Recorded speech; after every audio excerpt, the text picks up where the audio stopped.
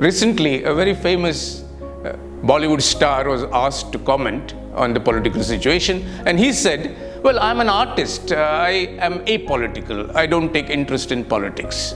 Now, can anybody be apolitical? Can anybody be apolitical in this situation today where politicians have distorted the idea of religion? They have killed the spirit of God. Dissent is awarded with imprisonment and with FIRs, where MLAs are traded like horses, where MLAs get elected on one ideology and then share their political bed with another ideology, where there is hardly any value left in our political system and the corruption is rampant. In this situation, can anybody be apolitical? We live in a political pool, and we cannot have an area in a pool which is apolitical. It is like having a non-peeing area in a swimming pool. Now, in ancient Greece, there was a very interesting word which was used to describe those who do not take interest in public affairs, in political affairs, and only concentrate on their personal pleasures and the pleasures of their family. Such people who do not take any interest in the public affairs in Greek language were called idiots. So idiots are those who are apolitical in the Greek terminology. So I would say those who do not take interest in public affairs, in politics, are idiots. That's because when somebody says that he is apolitical, that essentially means that now I am scared of the power. I surrender myself, surrender my intelligence, my conscience and my soul at the feet of the power. That's because I am scared that my business might suffer if I oppose those who are in power.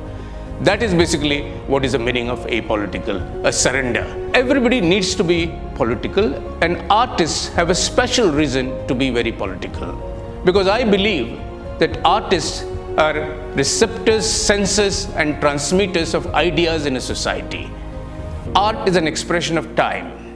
So artists have a responsibility of expressing what happened in their times on all fields, in political fields, economic fields, religious fields, romantic fields. So artist has to give a true response of the situation he's living in. And artists need to be very political. Some greatest works of art worldwide have been very, very political. There is no time to describe all works, but I will give you a few examples. There were many works which were against war. One of the most important works against war is done by Picasso. It is called Guernica.